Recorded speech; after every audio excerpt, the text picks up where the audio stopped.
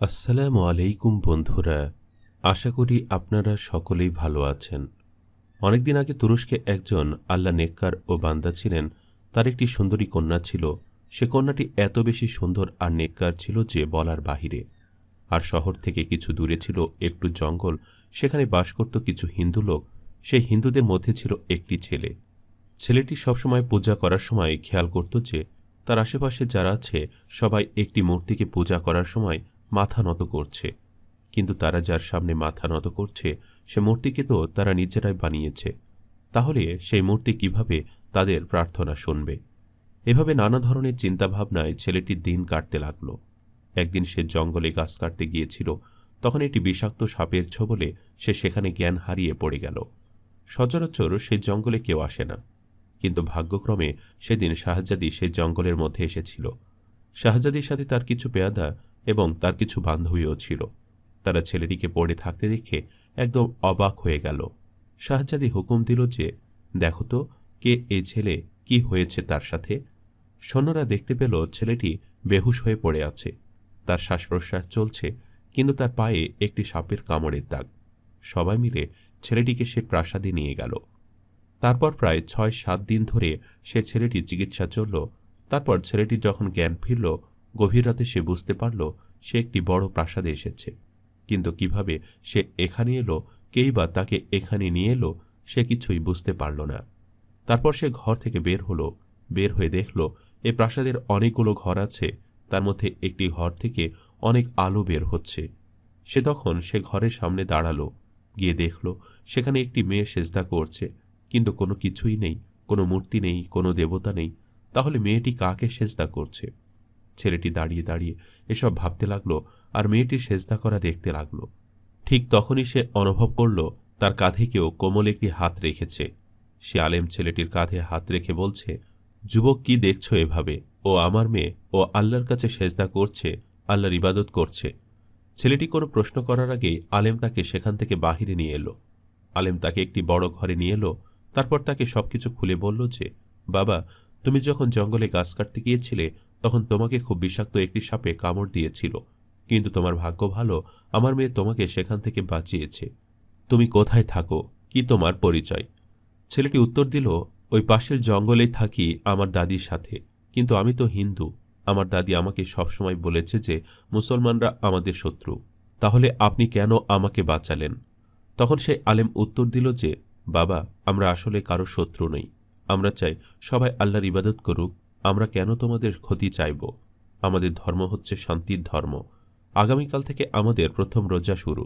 তুমি আজকে আমাদের সাথে সেহরি করো। ছেলেটি প্রশ্ন করল, রোজা কি? আলেম তখন উত্তর দিল, রোজা হচ্ছে আল্লাহর সান্নিধ্য পাওয়ার একটি উপায়। আমরা সারাদিন না খেয়ে আল্লাহর ইবাদত করি, আল্লাহকে খুশি করার জন্য আমরা রোজা করি। এসব কথা বলতে বলতেই ঘরে আলেমের মেয়ে উপস্থিত হল। সেসব কথা শুনছিল। ছেলেটি যখন তাকে দেখল তখন তাকে ধন্যবাদ দিল যে শাহজাদি তার প্রাণ বাঁচিয়েছে। আলেম আরও বলল, তুমি ঘরে আমার মেয়েকে সেজদা করতে দেখছিলে। আসলে আমার মেয়ে তখন আল্লাহকে সেজদা করছিল। আমরা মুসলমানরা মনে করি আল্লাহ সব জায়গায় বিদ্যমান, আল্লাহ সব জায়গায় আছে, তিনি সবকিছু দেখতে পারেন, সবকিছু শুনতে পারেন, তিনি এক ও অদ্বিতীয়, তার কোনো শরিক নেই। আলেমের এইসব কথা শুনে ছেলেটির মন প্রাণ যেন জুড়ে গেল। সে দীর্ঘ ২০ বছরের যেসব প্রশ্নের উত্তর খুঁজছিল তার মনে হলো সে যেন তার সব প্রশ্নের উত্তর পেয়ে গেছে। আজকের মতো হৃদয় প্রশান্তি সে কখনোই অনুভব করেনি। এভাবে ১০ দিন কেটে গেল। সে আলেমের কাছে অনুমতি নিল যে সে তার দাদির কাছে ফিরে যাবে। তার দাদি নিশ্চয়ই তার জন্য অনেক চিন্তা করছে। আলেম তাকে কিছু টাকা পয়সা দিয়ে তাকে তার জঙ্গলে ফিরে যাওয়ার অনুমতি দিল। ছেলেটি যখন জঙ্গলে ফিরে এলো, দেখতে পেল তার দাদি তার জন্য অনেক কান্নাকাটি করছে।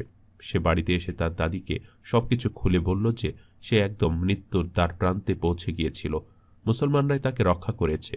তার দাদি সব শুনে বলল, এটা সে কি করেছে? মুসলমানরা তাদের শত্রু। এই বস্তির যদি কেউ শুনতে পারে যে সে মুসলমানদের ঘরে গিয়ে খেয়েছে, তাহলে তাকে আর আস্ত রাখবে না। বস্তির এক লোক তার দাদির কথা এবং তার কথা কান পেতে শুনছিল। সে যখন এইসব কথা শুনল তখন সে ঘরে ঢুকে ছেলেটিকে বেধম মারপিট করতে লাগলো আর বলতে লাগলো, এটা তুই কি করেছিস? তুই মুসলমানের ঘরে গিয়েছিস, মুসলমানরা আমাদের চিরশত্রু। এমন তো হয়নি যে তুই কালেমা পড়ে ফেলেছিস? ছেলেটি তখন উত্তর দিল, হ্যাঁ, আমি কালেমা পড়েছি, আমি মুসলমান হয়েছি। তখন সেই লোক বলল, এখন তোকে তোর পাপের প্রায়শ্চিত্ত করতে হবে, তোকে আমাদের দেবতার সামনে মাথা নত করে তোর পাপ স্বীকার করতে হবে। তারপর তারা ছেলেটিকে অনেক মারধর করল এবং মন্দিরের সামনে নিয়ে এলো। তারপর ছেলেটি মুখের সামনে পানি ধরল, ধরে বলল, এই পানি খেয়ে তোর জীবনের পাপ মোচন কর। কিন্তু ছেলেটি পানি খেতে অস্বীকার করল। সে বলল, আমি রোজা রেখেছি, আমি কোনোভাবেই এই পানি পান করতে পারব না। এটা শুনে বস্তির হিন্দু লোকজন যেন আরও ক্ষেপে উঠল। তারা ছেলেটিকে আরও মারধর করতে লাগল। তারপর হঠাৎ পেছন থেকে একটি সুমধুর কণ্ঠস্বর শোনা গেল, দাঁড়াও, এ কি করছো তোমরা? ছেলেটির গায়ে উঠে দাঁড়ানোর মতো শক্তি ছিল না, কিন্তু তবুও সে পেছন ফিরে তাকে দেখল বাদশাহ আর তার মেয়ে সেখানে দাঁড়িয়ে আছে। তারপর সেই আলেম হুঙ্কার ছেড়ে বলল, তোমরা সবাই আল্লাহর পথে ফিরে এসো, সবাই এক আল্লাহর ইবাদত করো। কিছু লোক অস্বীকার করতে যাবে, আর তখনই এমন জোরে বৃষ্টি আর বজ্রপাত শুরু হলো যে সবাই একদম চুপ হয়ে গেল। আলেম সবাইকে আল্লাহর কথা বোঝাতে লাগলো, দিনের দাওয়াত দিতে লাগলো। তারপর সেখানকার সবাই নিজেদের ভুল বুঝতে পেরে ইসলাম ধর্ম গ্রহণ করল।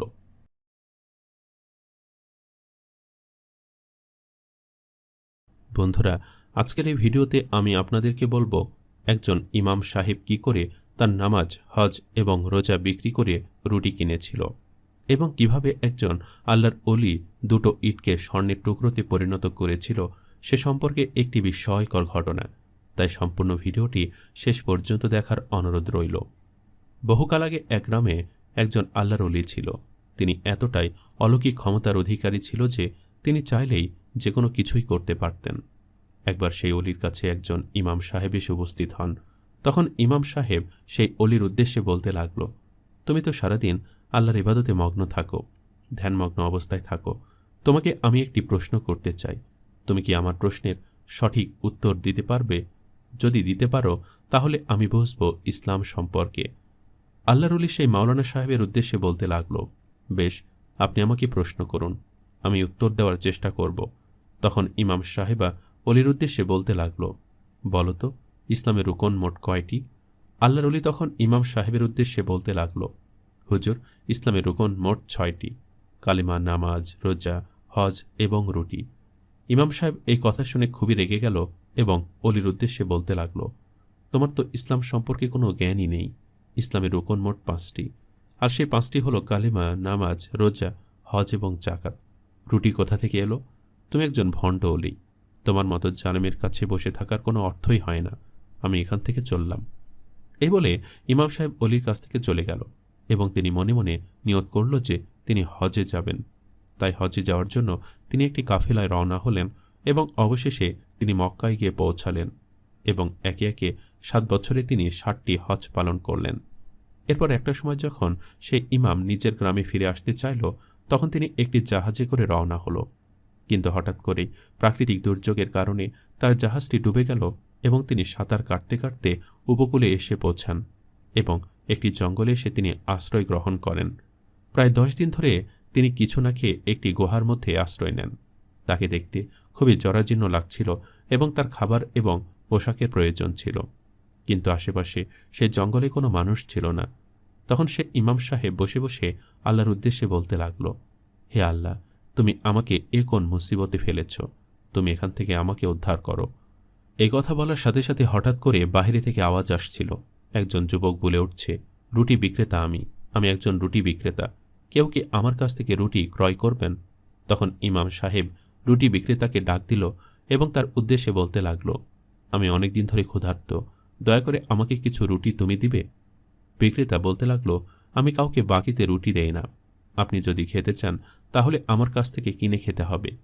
তখন ইমাম সাহেব বলল, আমি 10 দিন ধরে এই গুহায় আটকে আছি, আমি আমার সর্বস্ব হারিয়ে ফেলেছি, তুমি আমাকে এমনি দান করো।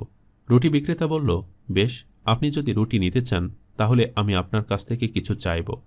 তখন রুটি বিক্রেতা ইমাম সাহেবের উদ্দেশ্যে বলতে লাগল, আপনি যদি আপনার সারা জীবনের নামাজের সওয়াব আমাকে দিয়ে দেন তাহলে আমি আপনাকে 2টো রুটি দেব। তখন ইমাম সাহেব মনে মনে ভাবল, আমার নামাজ তো আমার কাছে থাকবে, বেশ, তাহলে আমি তাকে মুখে বলে দিই যে আমি আমার নামাজের সওয়াব তাকে দিয়ে দিলাম। এরপর ইমাম সাহেব বলল, যাও, তোমাকে আমি আমার নামাজের সওয়াব দিয়ে দিলাম। এবং ইমাম সাহেব 2টো রুটি খেল। পরদিন আবার বিক্রেতা আসলো। তখন ইমাম সাহেব আবারও তার কাছে দুটো রুটি চাইল। রুটি বিক্রেতা ইমাম সাহেবকে বলল, বেশ, আপনি যদি আপনার সারা জীবনের রোজার সব আমাকে দিয়ে দেন তাহলে আমি আপনাকে আজকেও দুটো রুটি দেব। তখন ইমাম সাহেব মনে মনে ভাবল, আমার জীবন বাঁচানো এখন ফরজ, তাই আমি তাকে মুখে বলে দেই যে আমি আমার রোজা তাকে দিয়ে দিলাম, এবং ইমাম সাহেব সেটাই বলল, আর বিনিময় দুটি রুটি খেল। এবার তৃতীয় দিনও সে রুটি বিক্রেতা আবার আসলো। তখন ইমাম সাহেব বলল, আজকেও আমাকে তুমি একটু রুটি খেতে দাও, আমি না খেয়ে নয়তো মরেই যাব। তখন সে রুটি বিক্রেতা বলল, বেশ, আপনি যদি আপনার সারা জীবনের হজের সব আমাকে দিয়ে দেন তাহলে আমি অবশ্যই আপনাকে রুটি খাওয়াবো। তখন ইমাম সাহেব সেটাই বলল এবং রুটি খেল। এরপর পরপর 2 দিন সেই রুটি বিক্রেতা আসলো না। ইমাম সাহেব আবারও 2 দিন না খাওয়া অবস্থায় রইল এবং সে মনে মনে ভাবতে লাগল, রুটি বিক্রেতা কেন আসছে না। একদিন হঠাৎ করে রুটি বিক্রেতা আবার আসলো এবং সাথে করে কাগজ এবং কলম নিয়ে আসলো এবং ইমাম সাহেবের উদ্দেশ্যে বলতে লাগল, হে ইমাম সাহেব, আমি আপনাকে আজকেও দুটো রুটি খেতে দেব, কিন্তু আপনি লিখিতভাবে লিখে দিন যে আপনি আপনার সারা জীবনের নামাজ, রোজা এবং হজ রুটির বিনিময়ে আমাকে দিয়ে দিয়েছেন। তখন ইমাম সাহেব ক্ষুধার্ত ছিল, তাই তিনি সেটাই লিখে দিলেন। রুটির বিক্রেতা তাকে দুটো রুটি দিয়ে সেখান থেকে একেবারে উধাও হয়ে গেল।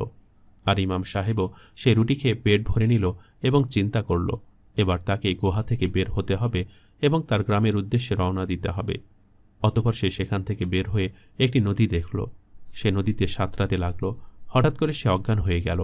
আর তখন দূর থেকে জাহাজে থাকা এক লোক ইমাম সাহেবকে নদীতে ভাসমান অবস্থায় দেখতে পেল এবং তিনি তাকে উদ্ধার করল এবং তাকে তার গ্রামে ফিরিয়ে দিল। পুরো 7 বছর পর ইমাম সাহেব তার নিজের গন্তব্যে ফিরে এলো। এরপর একদিন ইমাম সাহেব আবারও সে আল্লাহর অলির সাথে দেখা করতে গেল।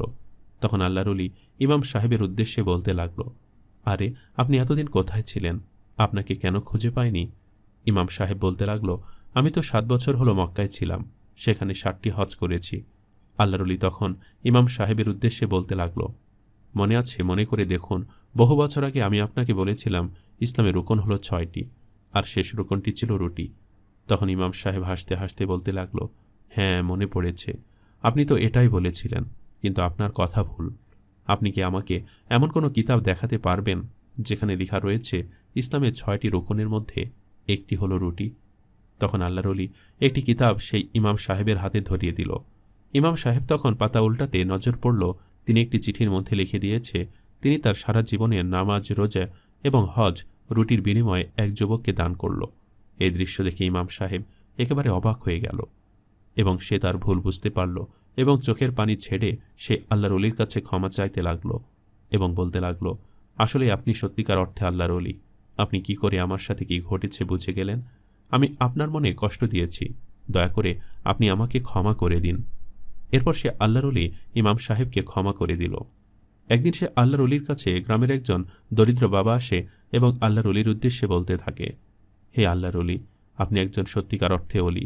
আমি আপনার কাছে একটি সাহায্যের জন্য এসেছি। আমার ঘরে দুটো বিবাহের যোগ্য মেয়ে রয়েছে, কিন্তু অর্থের অভাবে আমি তাদের বিবাহ দিতে পারছি না। আপনি দয়া করে আমাকে একটু সাহায্য করুন। তখন আল্লাহর অলি সে পিতার উদ্দেশ্যে বলতে লাগল, বেশ, তুমি দুটো ইটের টুকরো আমার কাছে নিয়ে আসো এবং আমি তোমার জন্য সেই ইটের টুকরো থেকে অর্থের ব্যবস্থা করে দেব। আল্লাহর অলির কথা মতো সেই দরিদ্র পিতা ইটের 2টি টুকরো নিয়ে আসে। তখন আল্লাহর অলি একটি বিশেষ দোয়া পড়ে সেই ইটের মধ্যে হাত দেয় এবং সাথে সাথে একটি ইট স্বর্ণের টুকরোতে পরিণত হয় এবং আরেকটি ইট রূপার টুকরায় পরিণত হয়ে যায়। আল্লাহর অলি তখন সে পিতার উদ্দেশ্যে বলে, নাও, এই স্বর্ণ এবং রূপার টুকরোগুলো নাও এবং এগুলো বিক্রি করে অর্থের যোগান করে তোমার বিবাহযোগ্য মেয়েদেরকে বিবাহ দাও। পিতা যখন সে স্বর্ণ এবং রূপার টুকরোগুলো নিয়ে বাড়িতে যায় তখন তার মেয়েরা পিতার উদ্দেশ্যে বলতে লাগল, বাবা, তুমি আল্লাহর অলির কাছে আবার যাও এবং গিয়ে জেনে আসো যে তিনি কোন দোয়া পড়ে ইটের মধ্যে হাত দিয়েছে, যার ফলে ইটের টুকরো স্বর্ণে পরিণত হয়ে গিয়েছে। আমরা যদি সেই দোয়াটি জানতে পারি তাহলে আমরাও ইটকে সোনায় পরিণত করতে পারব এবং ধনী হয়ে যাব। পিতা মেয়েদের কথা মতো আল্লাহর অলির কাছে গেল এবং গিয়ে বলল, হে আল্লাহর অলি, আপনি কি এমন দোয়া পড়ে ইটে হাত দিয়েছেন যার ফলে ইট সোনায় পরিণত হয়ে গেছে? আল্লাহর অলি বলল, আমি বিশেষ কিছু করিনি, আমি সূরা ফাতিহা পড়ে এখানে হাত দিয়েছি এবং তাতে আল্লাহ আমার দোয়া কবুল করেন। পিতা এ কথা শুনে বাড়িতে গেল এবং মেয়েদেরকে বলল এবং তারা সকলে মিলে 3 বার, 7 বার, 10 বার, 1000 বার করে সূরা ফাতিহা পড়ল। কিন্তু তাদের হাতে ইট সোনায় পরিণত হল না। আল্লাহর অলির কাছে তখন সে দরিদ্র পিতা আবারও আসলো এবং এসে বলল, হে আল্লাহর অলি, আমরা তো অনেকবার বাড়িতে সূরা ফাতিহা পড়ে ইটে হাত রাখলাম, কিন্তু একটি ইটও তো সোনায় পরিণত হল না। তখন আল্লাহর অলি সে দরিদ্র পিতার উদ্দেশ্যে বলতে লাগল, শুনে রাখো হে বৎস, আমি যে জবান দিয়ে সূরা ফাতিহা পাঠ করেছি সে জবান কখনো মিথ্যা বলেনি। সে জবান সবসময় আল্লাহ জিকিরে মগ্ন ছিল। আমি যে রুহ দিয়ে দোয়া করেছি সে রুহের মধ্যে কখনো কোনো লোভ ছিল না। তাই আমি শুধুমাত্র সূরা ফাতিহা পড়ে আমার ইচ্ছাটা আল্লাহর কাছে বলার সাথে সাথে তিনি আমার ইচ্ছা পূরণ করে দিয়েছেন। তাই এই ইট সোনায় পরিণত হয়ে গেছে। তোমার জবান যদি পরিশুদ্ধ থাকত, তোমার দিল যদি পরিশুদ্ধ থাকত, তবে অবশ্যই তোমার দোয়াও কবুল হতো।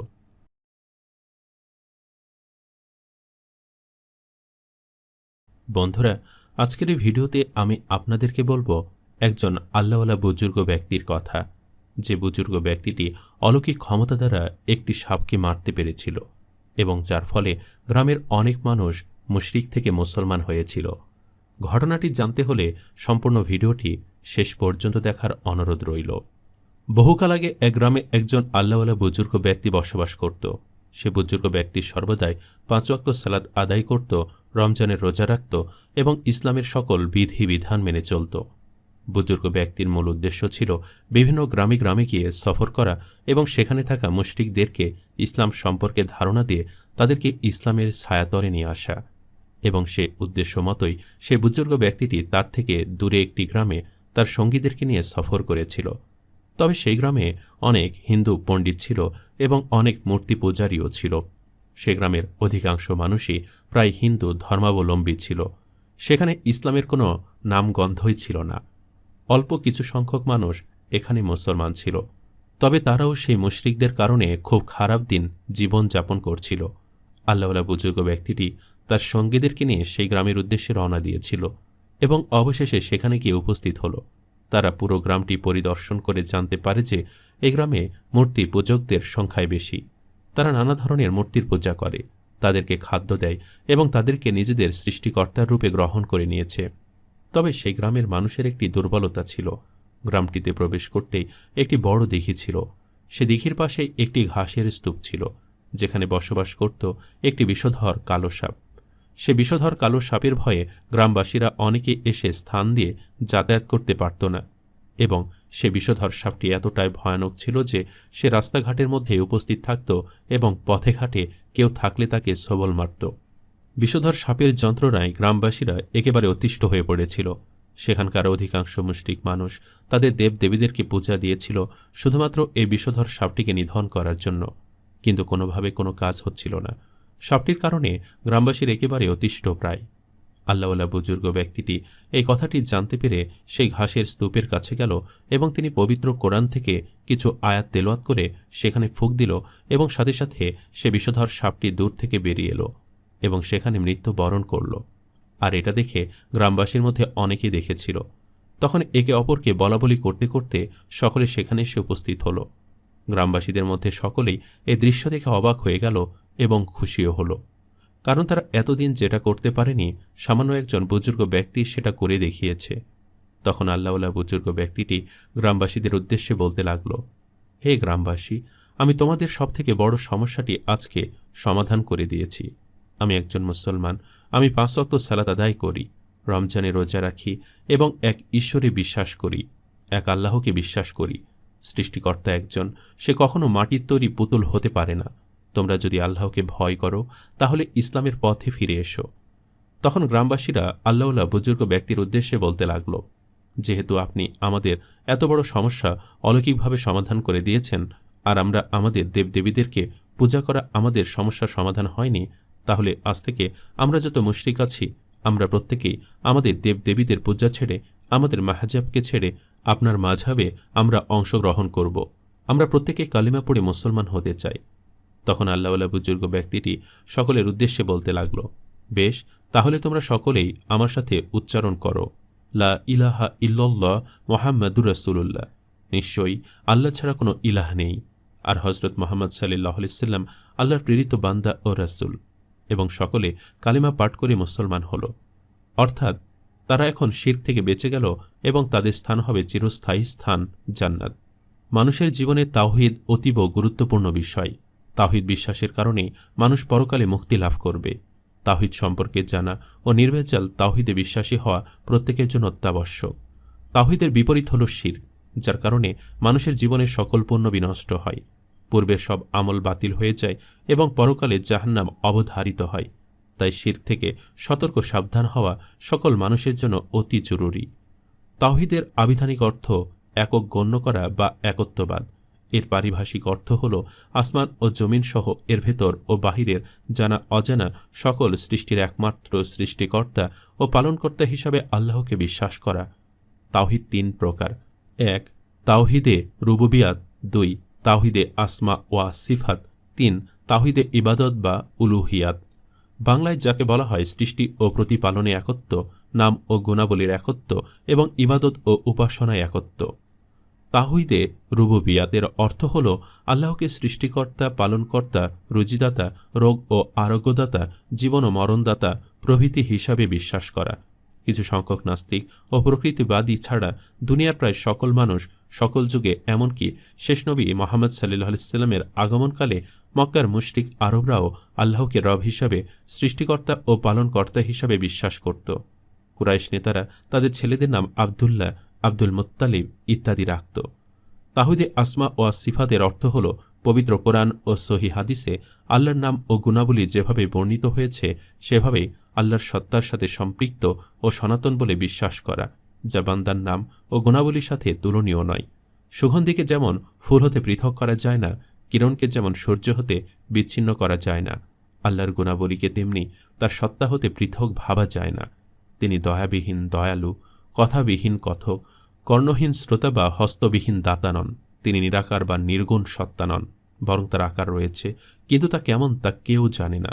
তার তুলনীয় কিছুই নেই। তিনি সর্বশ্রোতা ও সর্বদ্রষ্টা। মুআত্তিলাগণ আল্লাহকে নির্গুণ ও নিরাকার মনে করে শূন্য সত্তার পূজারী হয়েছে। জাহমিয়া, কাদারিয়া, মুতাজিলা প্রভৃতি এদের অনেকগুলি উপদল রয়েছে। মুজাসসিমা ও মুশাব্বিগণ আল্লাহকে বান্দার সদৃশ কল্পনা করে মূর্তি পূজারী হয়েছে। প্রকৃত সত্য রয়েছে এ দুইয়ের মধ্যবর্তী পথে, যা সাহাবায়ে কেরাম ও সালাফে সালেহিনের গৃহীত পথ। তাওহীদে ইবাদত বা উলুহিয়াতের অর্থ হল সর্বপ্রকার ইবাদতের জন্য আল্লাহকে একক গণ্য করা। আল্লাহর জন্য সর্বাধিক ভালোবাসা সহ চরম প্রণতি পেশ করাকে ইবাদত বলা হয়।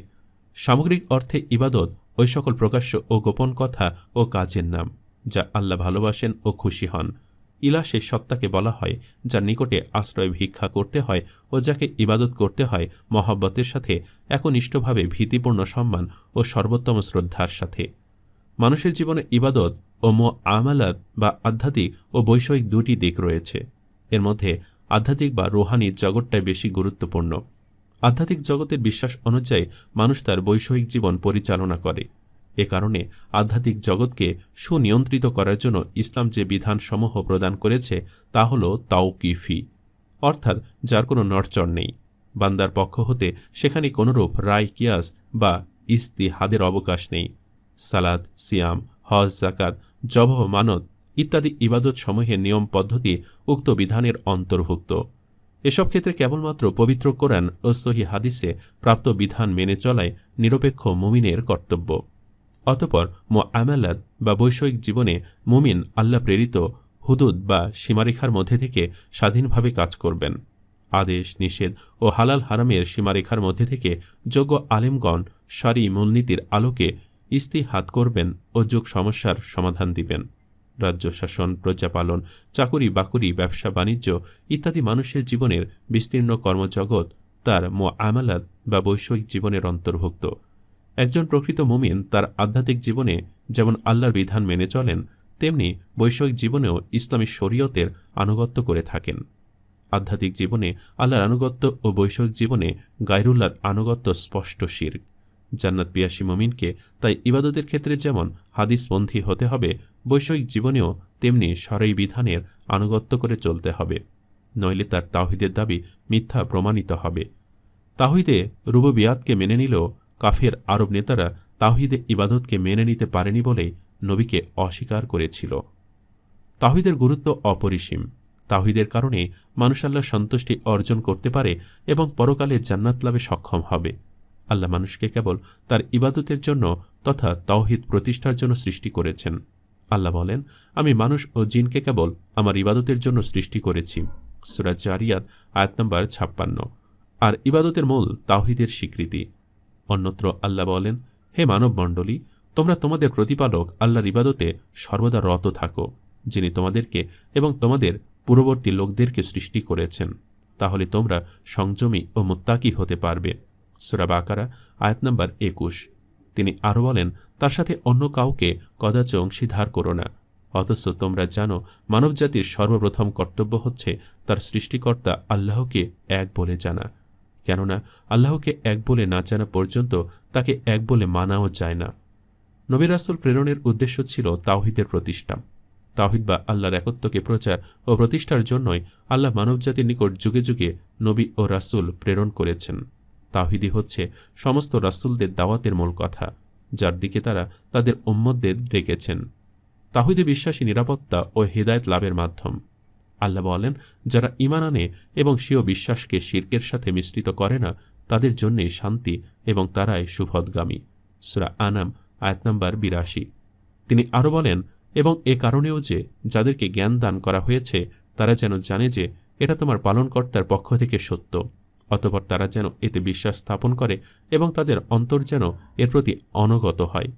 আল্লাহ বিশ্বাস স্থাপনকারীকে অবশ্যই সরল পথ প্রদর্শন করেন। সূরা হজ আয়াত নম্বর 54। শিরকের আবিধানিক অর্থ অংশ, যার পারিভাষিক অর্থ আল্লাহর সত্তা অথবা গুণাবলীর সাথে অন্যকে শরিক করা। তাওহীদের বিপরীত হল শিরক। শিরক ক্ষমার অযোগ্য অপরাধ। শিরক 5 প্রকার, যথা 1 জ্ঞানগত শিরক, 2 ব্যবহারগত শিরক, 3 ইবাদতে শিরক, 4 অভ্যাসগত শিরক, 5 ভালোবাসায় শিরক। এগুলি হল বড় শিরক বা শিরকে আকবার। এতদত্তিত শিরকে আজগার বা ছোট শিরক হল রিয়া বা লোক দেখানো দিনদারি, যা বড় শিরকের এক দরজা নিচে এবং সবচেয়ে কবিরা গুনাহ। আল্লাহ শিরকের গুনাহ ক্ষমা করবেন না। তিনি বলেন, নিঃসন্দেহে আল্লাহ তার সাথে শরিক করাকে ক্ষমা করেন না। এ ব্যতীত অন্য সব যাকে ইচ্ছা ক্ষমা করবেন। আর যে আল্লাহর সাথে শরিক করল, বস্তুত সে আল্লাহর প্রতি অপবাদ আরোপ করল। সূরা নিসা আয়াত নম্বর 48। শিরক জাহান্নাম ওয়াজিব করে দেয়। শিরক মানুষকে জাহান্নামে নিয়ে যাবে। আল্লাহ বলেন, নিশ্চয়ই যে ব্যক্তি আল্লাহর সাথে অংশীদার স্থাপন করে, আল্লাহ তার জন্য জান্নাত হারাম করে দেন এবং তার বাসস্থান হবে জাহান্নাম। অত্যাচারীদের কোনো সাহায্যকারী নেই। সূরা মায়েদা আয়াত নম্বর 72। রাসূলুল্লাহ সাল্লাল্লাহু আলাইহি ওয়াসাল্লাম বলেছেন, আমার উম্মতের মধ্যে যে ব্যক্তি আল্লাহর সঙ্গে কাউকে শরিক না করে মৃত্যুবরণ করে, সে জান্নাতে প্রবেশ করবে। অন্য হাদিসে রাসূলুল্লাহ সাল্লাল্লাহু আলাইহি ওয়াসাল্লাম বলেছেন, যে ব্যক্তি আল্লাহর সাথে কাউকে শরিক না করে মৃত্যুবরণ করবে, সে জান্নাতে প্রবেশ করবে। আর যে ব্যক্তি তার সাথে কাউকে শরিক করে মৃত্যুবরণ করবে, সে জাহান্নামে প্রবেশ করবে। শিরক পূর্বের আমলসমূহ বিনষ্ট করে দেয়। আল্লাহ তাআলা বান্দার সৎ কাজগুলোকে বৃদ্ধি করে দেন, কিন্তু শিরক বান্দার ভালো আমলগুলোকে ধ্বংস করে দেয়। আল্লাহ বলেন, যদি তারা শিরক করে তবে তাদের আমলসমূহ নষ্ট হয়ে যাবে। অন্য আয়াতে তিনি বলেন, তোমার প্রতি এবং তোমার পূর্ববর্তীদের প্রতি প্রত্যাদেশ হয়েছে যে যদি তুমি আল্লাহর শিরক স্থির করো তবে তোমার কর্ম নিষ্ফল হয়ে যাবে আর তুমি ক্ষতিগ্রস্তদের অন্তর্ভুক্ত হবে। সূরা জুমার আয়াত নম্বর 65। শিরক সবচেয়ে বড় গুনাহ। কবিরা তথা বড় গুনাহের একটি হল শিরক। একবার রাসূলুল্লাহ সাল্লাল্লাহু আলাইহি ওয়াসাল্লাম সাহাবীগণকে লক্ষ্য করে বললেন, আমি কি তোমাদেরকে সবচেয়ে বড় গুনাহ সম্পর্কে সংবাদ দিব না? আমরা বললাম, অবশ্যই হে আল্লাহর রাসূল সাল্লাল্লাহু আলাইহি ওয়াসাল্লাম। তিনি বললেন, আল্লাহর সাথে কাউকে শরিক করা এবং পিতামাতার অবাধ্য হওয়া। আবু হুরায়রা রাদিয়াল্লাহু তাআলা আনহু হতে বর্ণিত, রাসূলুল্লাহ সাল্লাল্লাহু আলাইহি ওয়াসাল্লাম বলেন, তোমরা 7টি ধ্বংসাত্মক জিনিস থেকে বেঁচে থাকো। সাহাবায়ে কেরাম জিজ্ঞেস করলেন, হে আল্লাহর রাসূল সাল্লাল্লাহু আলাইহি ওয়াসাল্লাম, ওই ধ্বংসাত্মক জিনিসগুলো কি কি? তিনি জবাবে বললেন, আল্লাহর সাথে শরিক করা, জাদু করা, অন্যায়ভাবে কাউকে হত্যা করা যা আল্লাহ হারাম করে দিয়েছেন, সুদ খাওয়া, ইয়াতিমের সম্পদ আত্মসাৎ করা, যুদ্ধের ময়দান থেকে পলায়ন করা, সরলা নির্দোষ সতীসাধ্যী মমিনা মহিলাকে অপবাদ দেওয়া। অন্য হাদিসে রাসূল সাল্লাল্লাহু আলাইহি ওয়াসাল্লাম বলেন, সবচেয়ে বড় গুনাহ 3টি। 1 আল্লাহর সাথে শরিক করা, 2 পিতামাতার অবাধ্য হওয়া এবং 3 মিথ্যা সাক্ষ্য দেওয়া। শিরক জঘন্যতম পাপ। যেসব কাজ করলে আল্লাহর আনুগত্যের পরিবর্তে পাপ অর্জিত হয়, শিরক তার অন্যতম। শিরকে আল্লাহ ও তার রাসূল সাল্লাল্লাহু আলাইহি ওয়াসাল্লাম জঘন্যতম পাপ বলে বর্ণনা করেছেন। আল্লাহ বলেন যে আল্লাহর সাথে শিরক করল সে জঘন্য পাপ করল। সূরা নিসা আয়াত নম্বর 48। আব্দুল্লাহ ইবনে মাসুদ রাদিয়াল্লাহু তাআলা আনহু থেকে বর্ণিত, তিনি বলেন, আমি রাসূলুল্লাহ সাল্লাল্লাহু আলাইহি সাল্লামকে জিজ্ঞেস করলাম, হে আল্লাহর রাসূল, আল্লাহর নিকট জঘন্যতম পাপ কোনটি? জবাবে তিনি বললেন, কাউকে আল্লাহর সমকক্ষ বানানো অথচ তিনি তোমাকে সৃষ্টি করেছেন। অতএব খালেস তাওহীদ বিশ্বাস ও শিরক থেকে বেঁচে থাকা ব্যতীত জান্নাত হাসিল করা সম্ভব নয়। সে কারণে আমাদেরকে আকীদার ক্ষেত্রে শিরক মুক্ত তাওহীদপন্থী এবং আমলের ক্ষেত্রে বিদআত মুক্ত সুন্নতপন্থী হতে হবে। আল্লাহ আমাদের শিরক থেকে বেঁচে থাকার তৌফিক দান করুন। আমিন।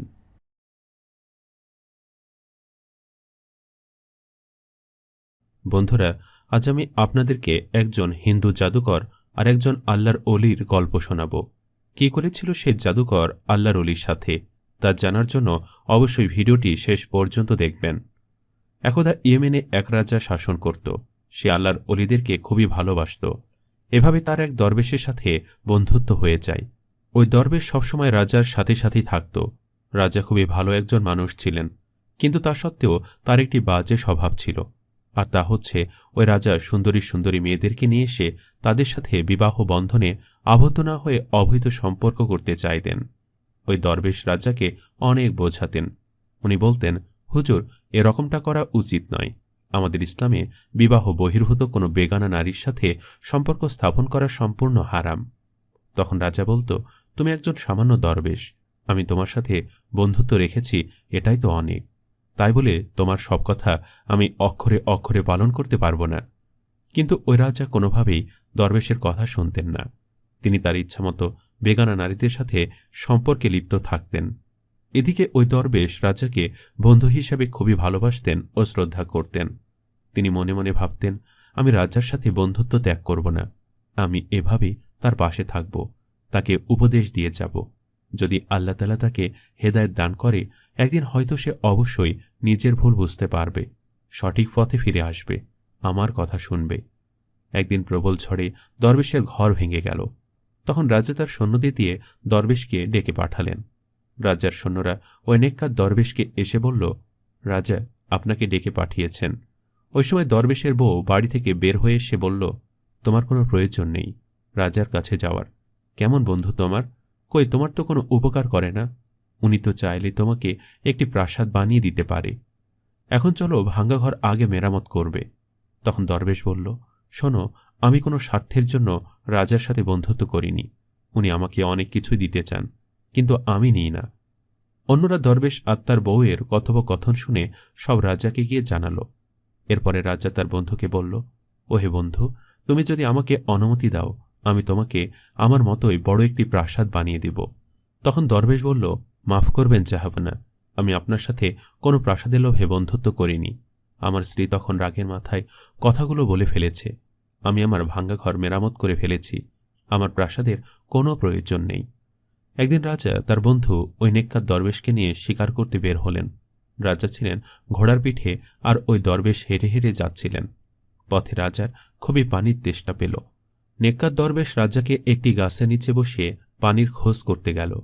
কিছু দূর এগিয়ে যেতে সে একটি স্বচ্ছ পানির পুকুর দেখতে পেল। সে ভাবল, প্রথমে সে নিজে পানি পান করে রাজাকে পুকুরের কাছে নিয়ে আসবে, কারণ তার নিজেরও খুব তেষ্টা পেয়েছিল। এমন সময় পুকুরের পাশে ওই দরবেশ একটি অতীব সুন্দর নারী মূর্তি দেখতে পেল। সে মনে মনে ভাবল, এই নারীর মূর্তিতে যদি রাজা দেখে ফেলে, তাহলে সে নির্ঘাত বলবে এই মূর্তিটি প্রাসাদে নিয়ে যেতে।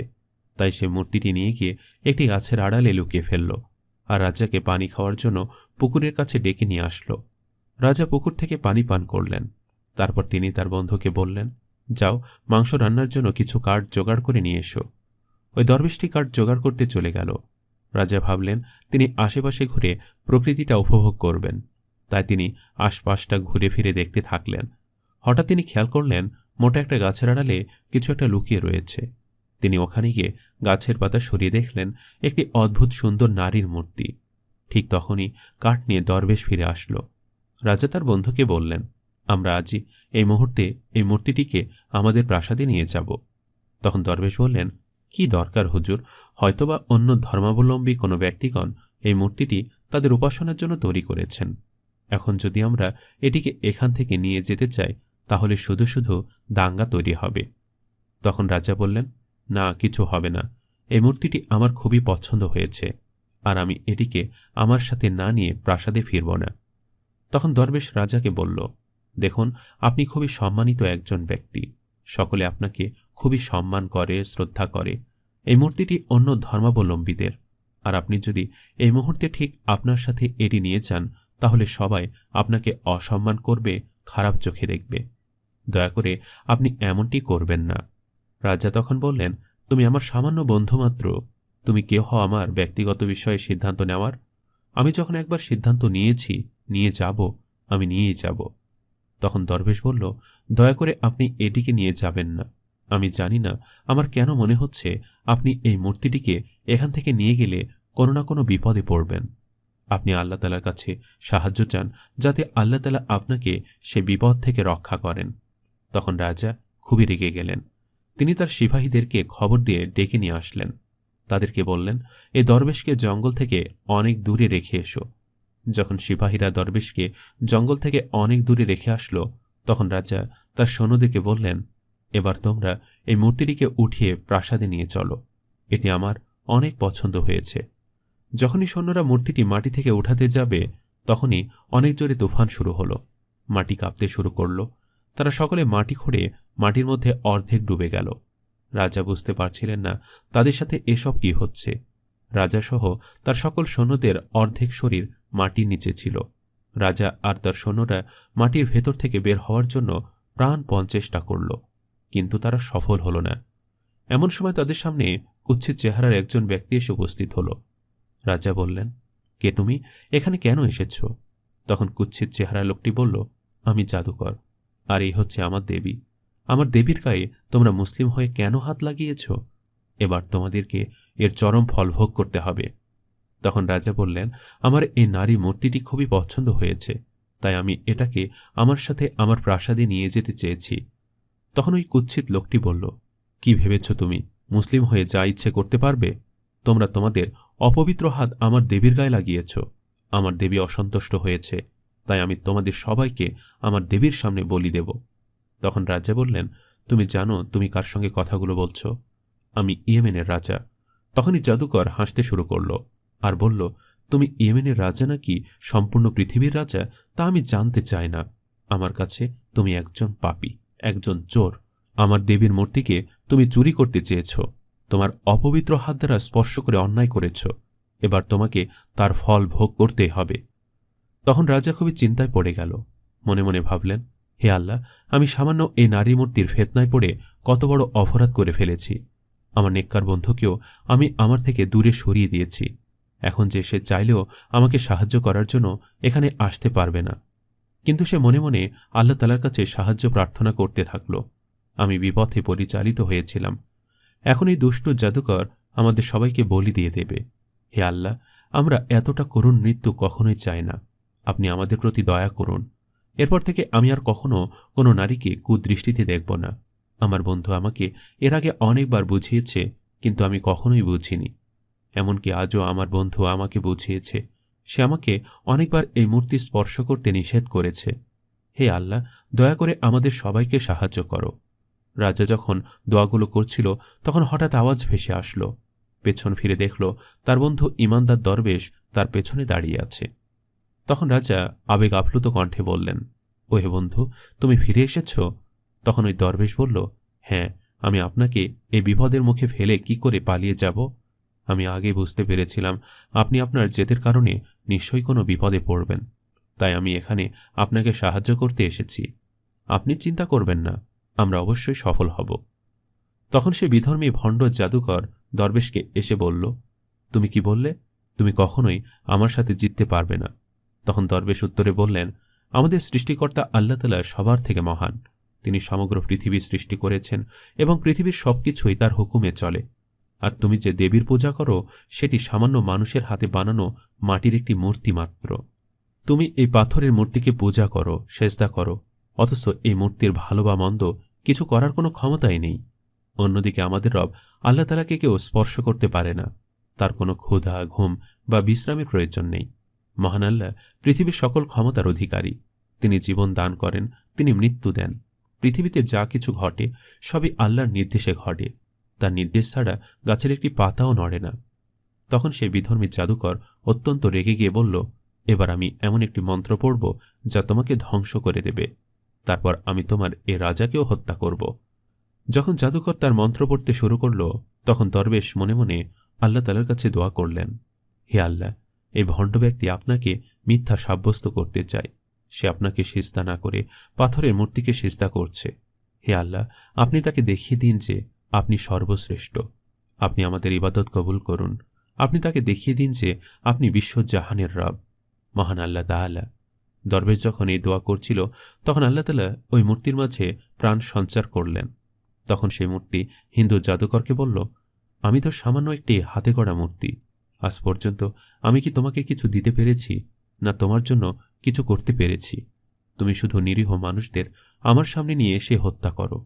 এই দরবেশ যা বলছেন তা সত্য। এই বিশ্বজাহানের রব একমাত্র আল্লাহ তাআলা। এমনকি যে পাথর দিয়ে আমাকে বানানো হয়েছে, সেই পাথরেরও সৃষ্টিকর্তা মহান আল্লাহ তাআলা। হে মূর্খ জাদুকর, তুমি বিশ্বজাহানের রব মহান আল্লাহ তাআলার প্রতি ঈমান আনো। মূর্তির এই কথা শুনে তান্ত্রিক তার ভুল বুঝতে পারল এবং তখনই দরবেশের কাছে কালেমা পড়ে মুসলমান হয়ে গেল। এরপর সে নারী মূর্তি এগিয়ে এসে রাজার কাছে বলল, আপনি আমাকে পছন্দ করেছেন এবং আপনার প্রাসাদে নিয়ে সাজিয়ে রাখার ইচ্ছা প্রকাশ করেছেন। যদি আপনি সত্যি আমাকে পছন্দ করে থাকেন, তাহলে আমি চাই আপনি আমাকে বিয়ে করুন। তখন রাজা সে জীবন্ত নারীকে বিয়ে করে ফেললেন এবং তওবা করলেন যে আর কখনো কোনো বেগানা নারীর সঙ্গে কুসম্পর্কে জড়াবেন না বা কোনো নন মাহরাম নারীকে বদনজরে দেখবেন না।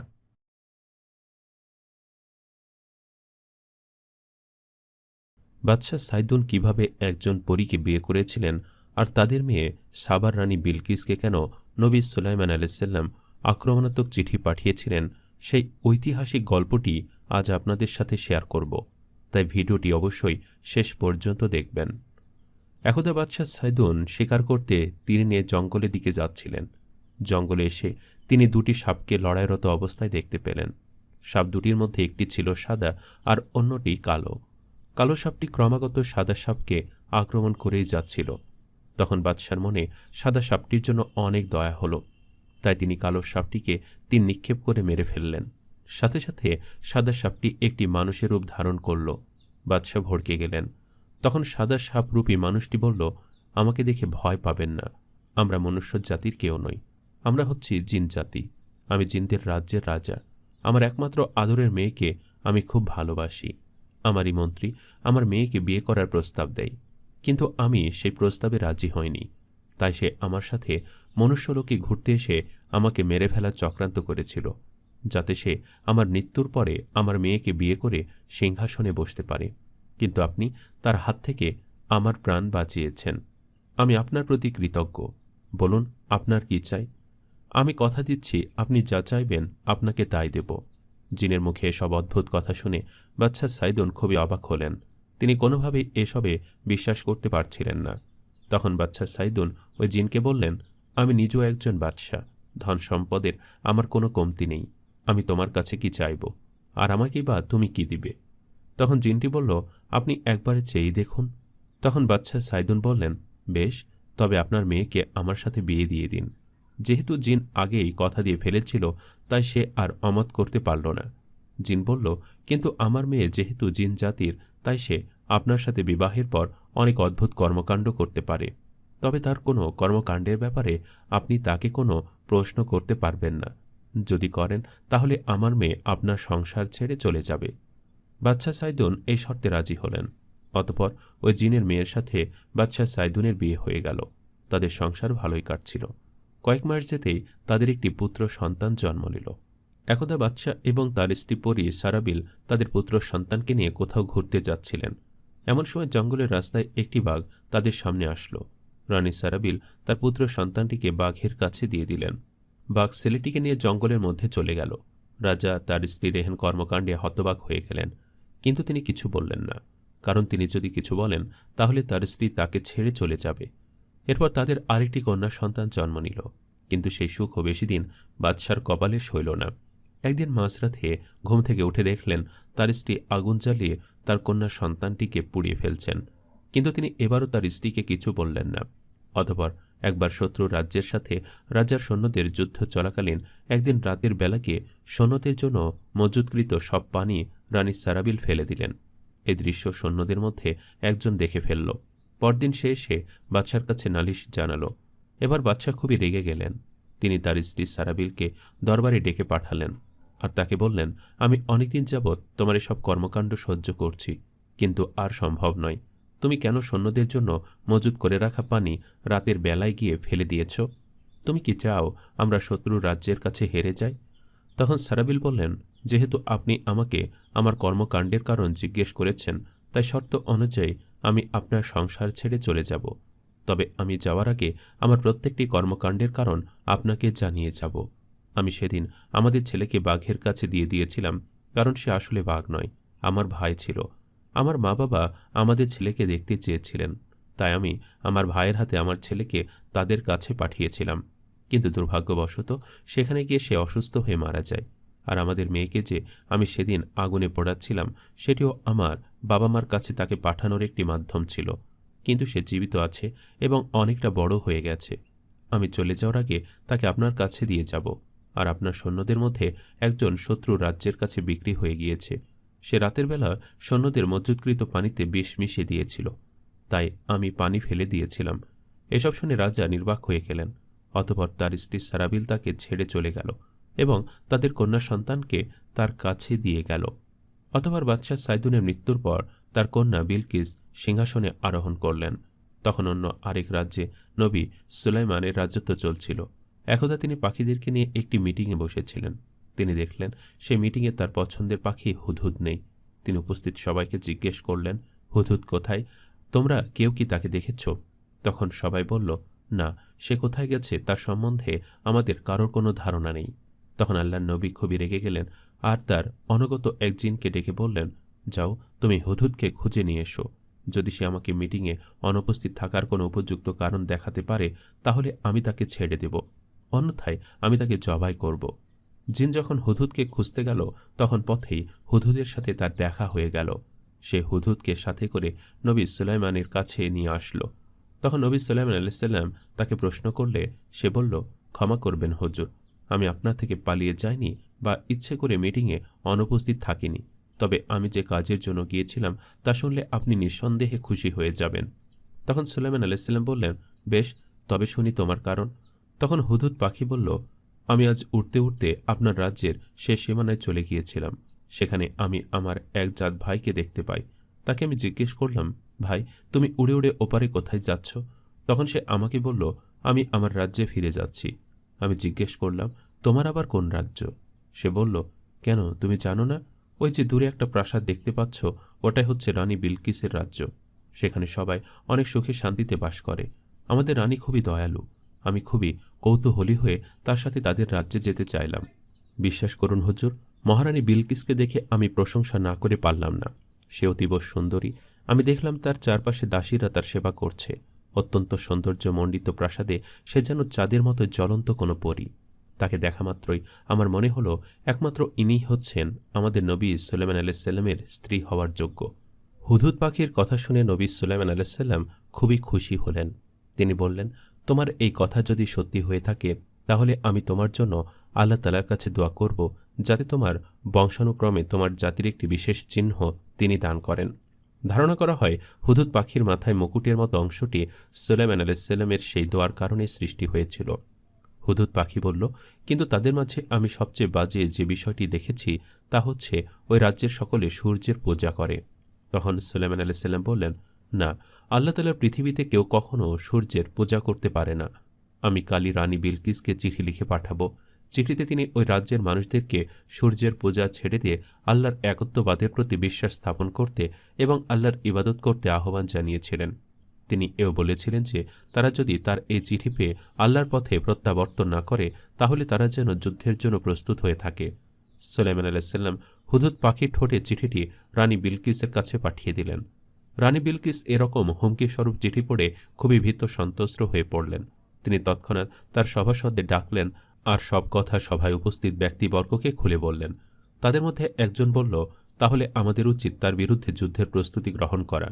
এমন সময় আরেকজন বলে উঠল, মহারানী, ভুল হলে ক্ষমা করবেন। তবে আমার মনে হয় বাদশাহ সুলাইমান আলাইহিসসালামের সাথে যুদ্ধে লিপ্ত হওয়া বোকামির পরিচয় দেওয়া হবে, কারণ তার সৈন্য সংগ্রহ অনেক বেশি, এমনকি জিন দত্ত দানবসহ বাতাসও তার অনগত। আমার মতে তার সাথে যুদ্ধে লিপ্ত হওয়া উচিত হবে না। তখন রানী বিলকিস বললেন, তাহলে আমাদেরকে সবার আগে পরীক্ষা করতে হবে যে সে আদৌ আল্লাহ নবী কিনা। তাই আমি সিদ্ধান্ত নিয়েছি আমি বেশ কিছু দামি দামি উপহার তার কাছে পাঠাবো। যদি সে উপহারগুলো গ্রহণ করে তাহলে আমরা বুঝে নেব সে একজন প্রভাব বিস্তারকারী ক্ষমতালোভী বাদশা। আর যদি সে উপহার গ্রহণ না করে তাহলে আমরা বুঝে নেব সে সত্যিকার অর্থে আল্লাহর নবী। অতঃপর রানী বিলকিস উপহার সমেত তার গুপ্তচরকে সুলাইমান আলাইহিসসালামের কাছে পাঠালেন। সুলাইমান আলাইহিসসালাম উপহার ফিরিয়ে দিলেন এবং বললেন, আল্লাহ তাআলা আমাকে অশেষ ধন সম্পদ দিয়েছেন। আমি সম্পদের জন্য তোমাদের রানীকে চিঠি পাঠাইনি। আমি চাই তোমরা আল্লাহর সাথে কাউকে শরিক না করে এক ও অদ্বিতীয় আল্লাহর ইবাদত করো। ওই গুপ্তচর এসে রানী বিলকিসকে সব কথা খুলে বলল। রানী বিলকিসের বিশ্বাস স্থাপন হল যে তিনি সত্যিকার অর্থে আল্লাহর নবী। অতঃপর তিনি তার সঙ্গীদের নিয়ে সুলাইমান আলাইহিসসালামের কাছে আত্মসমর্পণের উদ্দেশ্যে রওনা দিলেন। তখন সাথে সাথে বাতাস এই খবর হজরত সুলাইমান আলাইহিসসালামের কাছে পৌঁছে দিল। হজরত সুলাইমান আলাইহিসসালাম দরবারে উপস্থিত সবাইকে লক্ষ্য করে বললেন, তোমাদের মধ্যে কি এমন কেউ আছে যে চোখের পলকে রানী বিলকিসের সিংহাসন আমার প্রাসাদে নিয়ে আসতে পারবে? তখন আসিব ইবনে বরখিয়া নামক একজন ব্যক্তি বললেন, হ্যাঁ, আমি পারব। অতঃপর সে মুহূর্তের মধ্যেই ওই সিংহাসন রাজ্যে এনে উপস্থিত করল। নবী সুলাইমান আলাইহিসসালাম বললেন, তোমরা এই সিংহাসনের নকশায় কিছুটা পরিবর্তন করো। নবীর আদেশ অনুযায়ী সিংহাসনের নকশায় বেশ খানিকটা পরিবর্তন করা হলো। রানী বিলকিস হজরত সুলাইমান আলাইহিসসালামের দরবারে এসে যখন পৌঁছলেন, তিনি দেখলেন প্রাসাদের পাশে একটি বড় পুকুর। পুকুর পার হওয়ার জন্য তিনি তার কাপড় পায়ের কিছুটা উপরে ওঠালেন। দূর থেকে সুলাইমান আলাইহিসসালাম সব দেখছিলেন। তিনি দেখলেন রানী বিলকিসের পায়ে কোনো পশম নেই। তার পায়ে পশম থাকার ব্যাপারটি মিথ্যা পরিণত হল। অতঃপর রানী যখন প্রাসাদের ভেতরে আসলেন তখন সুলাইমান আলাইহিসসালাম থেকে সাদর অভ্যর্থনা জানালেন আর তার সিংহাসনটি তাকে দেখিয়ে বললেন, দেখুন তো এই সিংহাসনটি আপনি চিনতে পারেন কিনা। রানী বিলকিস বললেন, সিংহাসনটি আমার অনেক চেনা চেনা লাগছে, যেন মনে হচ্ছে এটা আমারই সিংহাসন। নকশায় বিস্তর পরিবর্তন আনা সত্ত্বেও রানী বিলকিসের সিংহাসন চিনতে পারার বিষয়টিতে সুলাইমান আলাইহিসসালাম বুঝতে পারলেন তিনি বেশ বিচক্ষণ একজন নারী। অতঃপর তিনি রানী বিলকিসকে ইসলামের দাওয়াত দিলেন। রানী বিলকিস নবী সুলাইমান আলাইহিসসালামের সাথে কালিমা পড়ে মুসলমান হয়ে গেলেন।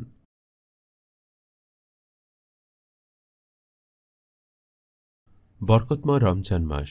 এলাকার প্রত্যেকটা সবাই নিজেদের ইবাদতের মাধ্যমে রমজান মাসটির সর্বোচ্চ সদ্ব্যবহার করত, আল্লাহর অশেষ রহমত হাসিল করে নিত। কিন্তু সে এলাকায় এক এমন মুসলিম ছিল যে কিনা খুবই গাফেল ছিল। এ রমজান মাসেও মদপান করত। তার বন্ধুরা তারই মতো বদকার ছিল। রমজান মাসে যেখানে সবাই রাতে আল্লাহর ইবাদতে মশগুল থাকে, সেখানে রমজানের রাতেও তারা মদের আসর বসাত, যেখানে নন মাহরাম নারীরাও আসত। এভাবে সেই লোকটি বরকতময় রমজানে পুণ্য হাসিল করার পরিবর্তে পাপে মত্ত থাকত। একদিন রাতে সেই লোকটি তার গোলামকে 4 দিরহাম দিয়ে কিছু খাবার আনতে বলে, যেগুলো সে তার মদের আসরে আসা লোকদেরকে পরিবেশন করবে। সে গোলাম ছিল আল্লাহর খুবই নেকবান্দা এবং রোজাদার। সেহরিতে উঠতে হবে, তাই গোলাম লোকটি রাতে ঈশার নামাজের পর বিছানায় শুতে যাচ্ছিল। ঠিক তখনই তার মালিক তাকে বাহিরে গিয়ে তার মদের আসরের জন্য খাবার আনার হুকুম করে। মালিকের কথা মতো সে বাজারের উদ্দেশ্যে বের হলে রাস্তায় এক আল্লাহওয়ালা বান্দার সমাবেশ দেখতে পেল, যেখানে রোজার ব্যাপারে বয়ান হচ্ছে। গোলাম লোকটি কয়েক মুহূর্ত হজরতের বয়ান শোনার সিদ্ধান্ত নেয় এবং আসরে বসে পড়ে। আলোচনার এক পর্যায়ে হজরত বলেন, এখানে আমার সাথে একজন ফকির দরবেশ আছেন। যিনি সেই ফকিরকে 4 দিরহাম দান করবেন, আমি তাকে 4টি দোয়া দিব। আর সেই 4টি দোয়া এমন যে সেগুলো খুব দ্রুত কবুল হয়ে যাবে। এখন যে চাও সওদা করতে পারো। কথা শোনার পর সেই গোলাম লোকটির মনে শুধু একটাই খেয়াল এসেছিল যে সে যদি এই সুযোগটা নেয় তাহলে নিশ্চয়ই হজরতের দোয়ার কুদরতে তার মালিক নিজের গাফেল জীবন থেকে সরে আসতে পারবে। সে তো নিজের মালিকের জন্য সবসময় এমনটাই চাইত। আজ হয়তো আল্লাহ এই জন্যই তাকে এই রাস্তায় এনেছেন। গোলাম লোকটি তখন হজরতের কাছে যায় এবং দেখে ফকির দরবেশ লোকটি সেখানে বসে আছে। সে মালিকের খাবার কিনতে দেওয়া 4 দিরহাম ফকিরকে দেয়, কারণ তার কাছে আর কোনো পয়সা ছিল না। হজরত তাকে জিজ্ঞেস করে যে সে প্রথমে কি দোয়া চায়। তখন গোলাম লোকটি বলে, আমার মালিক খুবই গাফেল জীবনযাপন করছে। এ রমজান মাসেও সে মদপান করে, রোজাও রাখে না। এই বরকতময় মাসে কদর করে না। আমার ইবাদতেও এর জন্য অনেক সমস্যা সৃষ্টি হয়। আমি তার গোলামি থেকে মুক্তি চাই, কারণ আমি তার বিরুদ্ধে যেতে চাই না। প্রথম দোয়া শোনার পর হযরত তাকে দ্বিতীয় দোয়ার ব্যাপারে জিজ্ঞেস করলে গোলাম লোকটি বলে, আমি এই 4 দিরহামের বিনিময় চাই, কারণ এই 4 দিরহাম আমার নয়, মালিকের ভালোর জন্য আমি এই 4 দিরহাম ফকিরকে দিয়ে দিয়েছি। তারপর হযরত তৃতীয় দোয়ার কথা জিজ্ঞেস করে। গোলাম লোকটি বলে, আল্লাহ সুবহানাহু ওয়া তাআলা আমার মালিককে তওবা করার তৌফিক দিন আর তার দোয়া কবুল করুন। এবার চতুর্থ অর্থাৎ শেষ দোয়ার পালা। গোলাম লোকটি বলে, মহান আল্লাহ রাব্বুল আলামিন আমার মালিকের, আপনার এবং এই মহল্লার সবাইকে ক্ষমা দান করুন। হযরত একে একে গোলাম লোকটির 4টি দোয়াই শুনলেন। তারপর তিনি তাকে বললেন, এবার তুমি যাও, দেখি আল্লাহ তোমার দোয়ার বিপরীতে কি রেখেছেন। আল্লাহর রহমত থেকে নিরাশ হও না, রোজার মাস, আল্লাহর কাছে দোয়া করো, আশা করছি তোমার 4 দিরহাম আল্লাহ কবুল করে নেবেন। গোলাম লোকটি চলে যায়। এখন তার কাছে না পয়সা ছিল আর না মালিকের কিনতে দেওয়া জিনিসপত্র ছিল। সে ভয় পাচ্ছিল যে ফিরে গেলে তার মালিক তাকে মারবে, আর হলোও তাই। বাড়ি ফিরতেই মালিক তাকে তার দেরি হওয়ার কারণ জিজ্ঞেস করলে সে সব ঘটনা সত্যি সত্যি বলে, 4টা দোয়ার কথাও বলে। কিন্তু মালিক নেশায় চুর ছিল এবং সে জল্লাদকে ডাকে গোলামকে শাস্তি দেওয়ার জন্য। জল্লাদ এসে গোলাম লোকটিকে তার মালিকের সামনে মাথা ঝুঁকিয়ে ক্ষমা চাইতে বললে সে অস্বীকার করে এবং বলে, আমি তোমার তলোয়ারকেও ভয় পাই না, আল্লাহ ছাড়া আর কারো সামনে আমি মাথা নিচু করব না। তুমি আমাকে মারতে চাইলে মারতে পারো, এ রমজানে মৃত্যুবরণ করা আমার কাছে এই জাহান্নামে থাকার চেয়ে উত্তম। একথা শোনার পর জল্লাদ গোলামকে মারার জন্য তলার ওপরে তুলতেই হঠাৎ আজান শুরু হলো। জল্লাদ অমুসলিম ছিল, আজানের মাহাত্ম্য সে বুঝত না। তবুও যখন আজান হলো তখন সে লোকটি তলোয়ার ফেলে দিয়ে গোলামের সামনে বসে পড়ে বলতে লাগল, আমাকে মাফ করে দাও, তুমি যার ইবাদত করো তিনি সত্যি ভীষণ শক্তিশালী, তিনি আমাকে কাবু করে দিয়েছেন, আমার বুকের ভেতরটা তোমার রবের ভয়ে থরথর করে কাঁপছে। এই দৃশ্য দেখে মালিক ভাবে এই লোকটি অমুসলিম হয়েও আজান শুনে আল্লাহর ভয়ে কাঁপছে, আর সে একজন মুসলমান হয়েও গাফেল জীবনযাপন করছে। সে নিজের ভুল উপলব্ধি করতে পারে, নিজের আচরণের জন্য গোলামের কাছে ক্ষমা চায়। তারপর মালিক তার গোলামের কাছে সেই 4টা দোয়ার ব্যাপারে জানতে চাইলে গোলাম বলে যে তার প্রথম দোয়া ছিল সে যেন গোলামি থেকে মুক্তি পেতে পারে। তখন মালিক তার গোলামকে আল্লাহকে সাক্ষী রেখে তৎক্ষণাৎ মুক্ত ঘোষণা করে। গোলামের দ্বিতীয় দোয়া ছিল যে সে যেন 4 দিরহামের বিনিময় পায়। এ কথা শুনে মালিক তাকে বলে, সেই 4 দিরহামের পরিবর্তে তোমাকে আমি 4000 দিরহাম উপহার হিসেবে দিলাম। গোলাম বলে তার তৃতীয় দোয়া ছিল যে তার মালিক যেন আল্লাহর কাছে তওবা করে পাপের জীবন থেকে সরে আসে।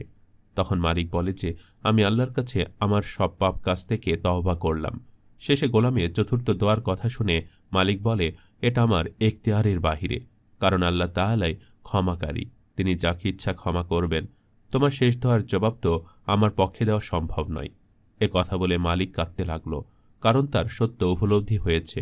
তখন গোলাম বলে, আপনি আমাকে মুক্ত করেছেন, কিন্তু আমার তো কিছু দায়িত্ব থেকে যায়।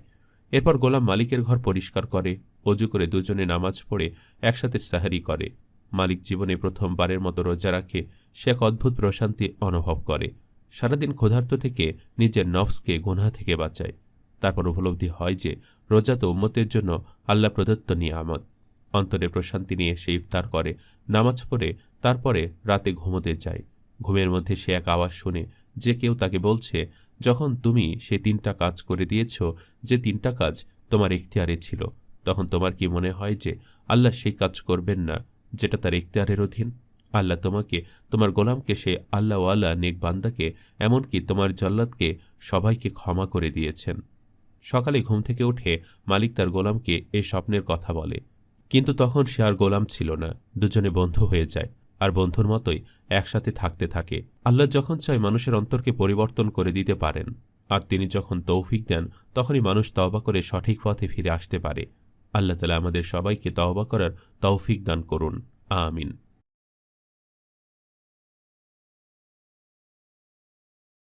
বন্ধুরা, আজ আমি আপনাদেরকে এমন এক জালিম রানীর গল্প শোনাব যে তার রাজ্যে থাকা প্রজাদেরকে সালাত আদায় করার অপরাধে বাঘের শিকার বানাত, আর বাঘ তাদেরকে টুকরো টুকরো করে খেয়ে ফেলত। ওই রানী যখন একজন আল্লাহর নেক বান্দাকে ওই বাঘের সামনে ফেলে দিয়েছিল, তখন বাঘ সেই ইমানদার বান্দার সাথে কি করেছিল তা জানার জন্য অবশ্যই ভিডিওটি শেষ পর্যন্ত দেখবেন। অনেক বছর আগে বাগদাদের একটি রাজ্যে রানী সুলতানা রাজত্ব ছিল। সে খুবই কঠোর স্বভাবের অধিকারী ছিল। রাজ্যে বসবাসকারী প্রজাদের মধ্যে যদি কেউ আল্লাহর ইবাদত করত বা সালাত আদায় করত, সে ওই ব্যক্তিকে ধরে নিয়ে বাঘের শিকার বানিয়ে ফেলত। তারপর বাঘ ওই নামাজি ব্যক্তিকে টুকরো টুকরো করে খেয়ে ফেলত। এই ভয়ানক শাস্তির কারণে ওই গ্রামের কেউ আল্লাহ তাআলার ইবাদত করতে পারত না। তারা সকলে রানীকে খুব ভয় পেত। কিন্তু ওই রাজ্যের পাশেই ছোট্ট একটি গ্রাম ছিল, যে গ্রামের ব্যাপারে রানী সুলতানা জানত না। আর সেই গ্রামের লোকজনও সুলতানা নামক কোনো রানীকে চিনত না। তারা তাদের মতো সুখে শান্তিতে জীবনযাপন করছিল। সে গ্রামের জনসংখ্যা ছিল খুবই কম, কিন্তু যতজন ছিল তারা প্রত্যেকেই খুবই নেক এবং পরহেজগার ছিল। ওই গ্রামে ফাতেমা নামক এক বুজুর্গ মহিলা তার ছেলেকে নিয়ে বাস করত। তার ছেলের নাম সুলেমান। সে খুবই নেক, ইমানদার ছিল। গ্রামের সবাইকে সে ইসলামের দাওয়াত দিত। সকলে তাকে একজন আল্লাহর অলির মতোই মানত। সুলেমান মসজিদে ইমামতি করত আর মাদ্রাসায় ছোট ছেলেমেয়েদেরকে কোরআন শিক্ষা দিত। এর পাশাপাশি বনে কাঠও কাটত। সুলেমানের মা কিছু ছাগল পুষত আর ছাগলের দুধ বিক্রি করে সংসারের খরচ চালাত। এভাবে বেশ ভালোই কাটছিল তাদের দিন। একদিন সুলতান বনে কাঠ কাটতে গিয়ে ক্লান্ত হয়ে একটি গাছের ছায়ায় বিশ্রাম নিচ্ছিল। হঠাৎ সে ঝোপের আড়াল থেকে কোনো বন্যপ্রাণীর কান্নার আওয়াজ শুনতে পেল। অত্যন্ত সন্তর্পণে হাতে কোড়াল দিয়ে সুলেমান ঝোপের দিকে এগিয়ে গেল। সে দেখল একটি বাঘ পায়ের ব্যথায় কান্না করছে। তার পায়ে কাটার মতো কিছু আটকে রয়েছে। সুলেমান একবার ভাবল, সে যদি ওই বাঘের পা থেকে কাটা বের করতে যায়, তাহলে বাঘ সুস্থ হওয়ার পর যদি তাকে আক্রমণ করে বসে। কিন্তু পরক্ষণে সে ভাবল, বাঘটা অনেক কষ্ট পাচ্ছে। তাই আল্লাহর নাম নিয়ে ধীরে ধীরে বাঘের কাছে এগিয়ে গিয়ে বাঘের পা থেকে কাটা বের করে দিল। কাটা বের হওয়ার সাথে সাথে বাঘটি যেন নতুন করে প্রাণ ফিরে পেল। কিন্তু সে সুলেমানের দিকে আক্রমণ করতে এগিয়ে আসার বদলে বনের দিকে ফিরে গেল। সুলেমানও কাঠ নিয়ে বাড়ির পথে চলল। একবার সে পেছন ফিরে তাকিয়ে দেখল, ওই বাঘটাও তার দিকে তাকিয়ে আছে, যেন সে ছলছল নয়নে সুলতানের শুকরে আদায় করছে। বাড়িতে সে অনেক মানুষের ভিড় দেখে সুলতান অবাক হয়ে গেল। সে দেখল তার গ্রামের মানুষজন ছাড়াও অপরিচিত কিছু মানুষও তার বাড়িতে উপস্থিত রয়েছে। সে সবাইকে জিজ্ঞেস করল, কি হয়েছে চাচা, ইনারা কারা, আর আপনারা সবাই আমাদের বাড়িতে কি করছেন? তখন তাদের গ্রামের একজন বলল, বাবা, এরা খুবই নির্যাতিত, অত্যাচারিত, তাই সাহায্যের জন্য তোমার কাছে এসেছে। আসলে অপরিচিত সেই লোকজন ছিল রানী সুলতানার রাজ্যের প্রজা। তারা সবাই একে একে তাদের কষ্টের কথা সুলতানকে খুলে বলল। তাকে জানালো কিভাবে তারা বছরের পর বছর ধরে ওই জালিম রানীর কাছে অত্যাচারিত হয়ে আসছে। আল্লাহর ইবাদত করার অপরাধে এত কঠোর শাস্তির কথা শুনে সুলেমানের মন কেঁদে উঠল। সে আর দ্বিতীয়বার ভাবল না। তার মায়ের অসংখ্য নিষেধ অমান্য করে সে ওই রাজ্যবাসীদের সাথে তাদের রাজ্যে যাওয়ার জন্য রওনা দিল। সুলেমান সরাসরি রানী সুলতানার প্রাসাদে চলে গেল। পাহারারত সিপাহীদেরকে রানীকে গিয়ে খবর জানাতে বলল। দুজন সিপাহী রানীকে খবর জানালো, রানী সাহেবা, আপনার সাথে কোনো এক আগন্তুক দেখা করতে এসেছে। তখন সুলতানা বেগম বললেন, আমি এখন কারো সাথে দেখা করতে পারবো না, তাকে পাঠিয়ে দাও। বলো, এখন রানী বিশ্রাম করছেন। আসলে রানী সুলতানা খুবই বিচক্ষণ একজন মহিলা ছিলেন। তিনি খুব ভালো করে বুঝতে পেরেছিলেন কোনো গ্রামের মানুষ তো সরাসরি প্রাসাদে তার সাথে দেখা করতে আসবে না, কারণ সবাই তাকে দেখে ভয় পায়। তাই নিশ্চয়ই তার সাথে এমন কেউই দেখা করতে এসেছে যে তার মোকাবেলা করতে চায়। তখন রানী সুলতানা তার গুপ্তচরকে পাঠিয়ে দিলেন সেই আগন্তুকের বৃত্তান্ত জানার জন্য। গুপ্তচর সুলেমানের যাবতীয় খবর নিয়ে ফিরে আসার পথে গ্রামের লোকদেরকে বলাবলি করতে শুনল। আসলে রানী ভয় পেয়েছেন, তাই তো সুলেমানের সাথে দেখা করেননি। এসব কথা শুনে গুপ্তচরের খুবই রাগ হল। সে রানীকে গিয়ে সব কথা বলে দিল।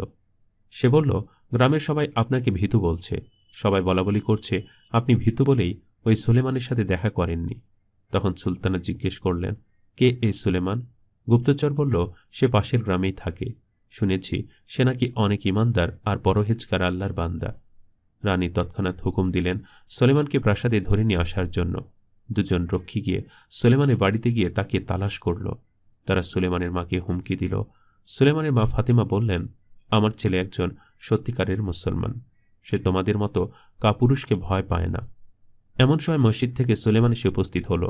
রক্ষীরা সুলেমানকে সকল রাজ্যবাসীর সামনে দিয়ে ধরে প্রাসাদে নিয়ে গেল। রাজ্যবাসীরা ভয় পেয়ে গেল এই ভেবে যে এখন তাদের কি অবস্থা হবে। সুলেমানকে দেখা মাত্র রানী সুলতানা বলল, কি ভেবেছ, তুমি আমার মোকাবেলা করবে? তখন সুলেমান বলল, কত বড় নাফরমান বান্দি আপনি!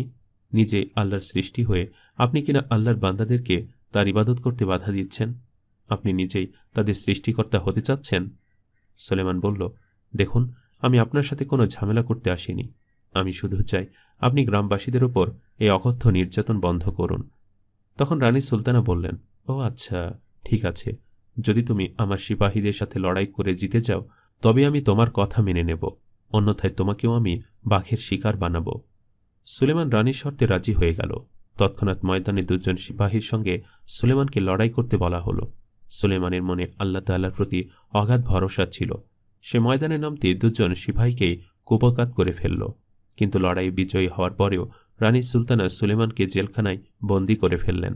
আর তার সিপাহীদেরকে বললেন, যাও, তোমরা গিয়ে সমগ্র গ্রামে ঘোষণা করে দাও, কাল সকালবেলা প্রাসাদের ময়দানে রানী সুলতানার সাথে মোকাবেলা করতে আসা মূর্খ সুলেমানকে বাঘের শিকার বানানো হবে।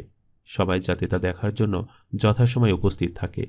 আর সুলেমানের মা যেন অবশ্যই উপস্থিত থাকে। যে এই তামাশা দেখতে উপস্থিত থাকবে না তাকেও বাঘের শিকার বানানো হবে। এই ঘোষণা শুনে গ্রামবাসীরা থরথর করে কাঁপতে থাকল। স্বাভাবিকভাবেই কেউই বাঘের শিকার হতে চাইবে না, তাই তাদের সবাইকে ময়দানে উপস্থিত হতেই হতো। সকলে যথাসময়ে রাজপ্রাসাদের ময়দানে উপস্থিত হল। ময়দানে প্রথম সুলেমানকে আর তারপর বাঘসহ বাঘের খাঁচা আনা হল। রানী ঘোষণা করলেন, তোমরা জানো আজ তোমাদের এই ময়দানে কেন আহ্বান করা হয়েছে, যাতে তোমরা বুঝতে পারো আমার বিরোধিতা করার ফলাফল কি। বাঘের খাঁচা খুলে দেওয়া হল। বাঘ দৌড়াতে দৌড়াতে সুলেমানের সামনে এসে উপস্থিত হল। কিন্তু সুলেমানের সামনে এসে বাঘ দাঁড়িয়ে গেল। খুব মনোযোগ দিয়ে সে সুলেমানকে দেখল, আর তারপর সুলেমানের শরীর চাটতে শুরু করল, তার আশেপাশে ঘুরতে শুরু করল। রানী সুলতানা খুবই রেগে গেলেন। তিনি তার সিপাহীদেরকে বললেন, এটা কেমন বাঘ ধরে নিয়ে এসেছ? এই বাঘ কি ক্ষুধার্ত নয়? তখন সিপাহীরা বলল, হ্যাঁ রানী সাহেবা, এই বাঘ 3 দিন ধরে কিছু খায়নি। আমরা নিজেরাও বুঝতে পারছি না সে কেন এই যুবককে খাচ্ছে না। তখন রানী রেগে গিয়ে তার ব্যক্তিগত বাঘকে ধরে নিয়ে আসতে বললেন। সিপাহীরা রানী নিজের বাঘটি ধরে নিয়ে এসে ময়দানে ছেড়ে দিল। কিন্তু দ্বিতীয় বাঘটিও একই কাণ্ড ঘটাল। দূর থেকে সব দেখে সুলেমানের মা ফাতেমা হাসছিলেন, কারণ তিনি বুঝতে পেরেছিলেন স্বয়ং আল্লাহ তাআলাই তার ছেলেকে সহায়তা করছেন। সুলেমানের দু চোখে ভয়ের চিহ্ন মাত্র ছিল না, মনে ছিল শুধু আল্লাহ তাআলার প্রতি অশেষ ভরসা আর বিশ্বাস। রানী সুলতানা হুঙ্কার দিয়ে উঠলেন আর সুলেমানকে তার কাছে ডেকে এনে জিজ্ঞেস করলেন, এই বাঘ দুটি তোমার কোনো ক্ষতি কেন করল না? তখন সুলেমান বলল, ও হে বোকা রানী, আপনি এখনো বুঝতে পারছেন না? এ হচ্ছে আল্লাহ তাআলার সাহায্য। যখন আল্লাহ তাআলা কাউকে সাহায্য করতে চায়, কেউ তার কোনো ক্ষতি করতে পারে না। এমন সময় প্রথম বাঘটি তার একটি পা সুলেমানের কোলে তুলে নিয়ে মাথা নত করল। সুলেমান বুঝতে পারল এটাই হচ্ছে সেই বাঘ যার পা থেকে সে কাঁটা বের করে দিয়েছিল। তারপর সে ওই দিনে জঙ্গলের ঘটনাটি রানীকে খুলে বলল। তখন রানী সুলতানা জিজ্ঞেস করল, তাহলে আমার নিজের দ্বিতীয় বাঘটি কেন তোমার কিছু করল না? তখন সুলেমান বলল, এটাই হচ্ছে আল্লাহর সাহায্য। এমন অলৌকিক দৃশ্য দেখে গ্রামের সকলের মাথা নত হয়ে গেল, কারণ তারা সুলেমানের উপর থেকে বিশ্বাস ও ভরসা হারিয়ে ফেলেছিল। তখন সুলেমান বলল, তোমরা এতকাল নির্যাতিত হয়েছ কারণ তোমরা স্বয়ং আল্লাহকে ভয় না করে এই অত্যাচারী জুলুমকারী রানীকে ভয় পেয়ে এসেছ। আল্লাহ তাআলার এই অলৌকিক মহিমা দেখে রানীর রাজ্যের সকল সিপাহী, সৈন্য, মন্ত্রী, সেনাপতিসহ সকলে কালেমা পড়ে মুসলমান হয়ে গেল। অত্যাচারী রানী মাথা নত করতে বাধ্য হল। সে বলল, আমি এতদিন গ্রামবাসীদের ওপর অনেক অত্যাচার করেছি। আমি বুঝিনি আল্লাহ তাআলা এত মহান। আমি সকলের কাছে ক্ষমা চাচ্ছি, দয়া করে তোমরা আমাকে ক্ষমা করে দাও। তখন সুলেমান বলল, আপনি এত বছর ধরে সকলের প্রতি অনেক অত্যাচার করেছেন, এত সহজে আপনাকে কি করে ক্ষমা করে দেই? এখন আপনার রাজ্যবাসীরাই সিদ্ধান্ত নেবে আপনার সাথে কি করা হবে। তখন রাজ্যের সবাই একসাথে আওয়াজ তুলল আর বলল, এই জুলুমকারী রানীকে এই 2 বাঘের সামনে ছেড়ে দেওয়া হোক। যে অন্যায়ের সে এতদিন আমাদের সাথে করে এসেছে, সেই একই শাস্তি সেও এবার ভোগ করবে। রানীকে বাঘের সামনে ছেড়ে দেওয়ার সাথে সাথে 2টো বাঘ রানীকে টুকরো টুকরো করে খেয়ে ফেলল। ওই রাজ্যের মন্ত্রী হাত জোড় করে সুলেমানের কাছে ক্ষমা চাইল আর বলল, আমরাও শাস্তির যোগ্য। তখন সুলেমান বলল, আপনারাও এ রানীর ভয়ে ভীত হয়ে এতদিন তার দায়িত্বে হওয়া সব অন্যায় কাজকে বাস্তবে রূপ দিয়েছেন। কিন্তু যদি আপনাদের মনে আল্লাহর ভয় থেকে থাকে, তাহলে এখন থেকে আর আপনারা তা করবেন না আশা করি। তখন মন্ত্রী সকলকে জিজ্ঞেস করল, আমি চাই সুলাইমান আজ থেকে আমাদের এ রাজ্যের বাদশার দায়িত্ব পালন করবে। রাজ্যবাসীদের সকলে সমস্বরে হ্যাঁ বলে উঠল। ছোট্ট একটি গ্রামের পরহেজগার যুবক থেকে সুলেমান হয়ে উঠল বাগদাদের একটি প্রসিদ্ধ রাজ্যের বাদশা। তারপর সে রাজ্যে ন্যায় প্রতিষ্ঠা হল। রাজ্যের সকল প্রজারা এরপর থেকে সুখে শান্তিতে আল্লাহর ইবাদত করে জীবন কাটাতে শুরু করল। এভাবে আল্লাহ তাআলা তার নেক বান্দাদেরকে দুনিয়া ও আখিরাতে সফলতা দান করেন। সম্মানিত দর্শক, ভিডিওটি আপনাদের কাছে কেমন লেগেছে তা আমাদের কমেন্ট করে অবশ্যই জানাবেন। আর সবাই আমাদের সাথেই থাকবেন। আজ তাহলে এই পর্যন্তই। আপনারা ভালো থাকবেন, সুস্থ থাকবেন। আল্লাহ হাফেজ।